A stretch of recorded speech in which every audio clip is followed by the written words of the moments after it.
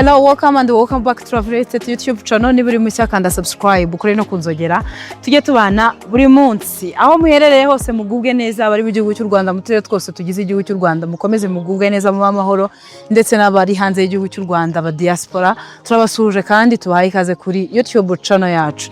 Aha turi mu karere ka Rubavu mu murenge wa Rubavu ahazwi nko mu Gafuku tuhabazaniye ikibanza. Ni ikibanza gikora ku muhanda neza ni metero nke kugira ngo ugere ku muhanda wa kaburimbo. Ikibanza cyacu ni iki gifite metero kare 324. Zoning area y'aha hantu ni R1 na ahantu heza wakubaka ukahashyira kadasiteri imeze neza ukahashyira inzu imeze neza cyane kuko ni hafi y'umuhanda wa kaburimbo. Murabona ko ari muri quartier washaka kuzamuramo kadasiteri imeze neza. Imbere hari kadastere inyuma naho harandi yubatse so ahantu hacu rero tukwatangira amafaranga ari munsi ya miliyoni 15 akibaza ngo nangahe ni miliyoni 14 metero kare 324 zoning area ya R1 ahantu heza ku muhanda akaba ari na hafi y'umuhanda wa kaburimbo.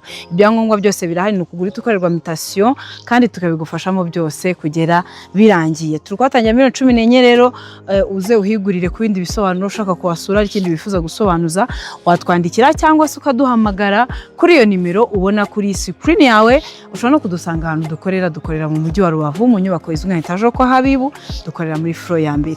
Rubavu Buy and Sell Limited ni company ya mbere yizewe mu kugura no kugurisha ibanza n'amazu mu buryo bwiza bwizewe kandi bwihuse. Tubafasha kugura ibanza n'amazu, tubafasha kubona amapartement yo kuba mu by'igihe gito cyangwa se by'igihe kirekire, tukabafasha no kuyamamaza. Dukorera mu ntara y'Iburengerazuba especially mu karere ka Rubavu n'akarere ka Musanze. Muduhamagare mutwandikire n'abandi mwese mukeneye amaservice atangwa na Real Estate turayatanga. Rubavu Buy and Sell Limited, your trusted real estate partner, we always here for you.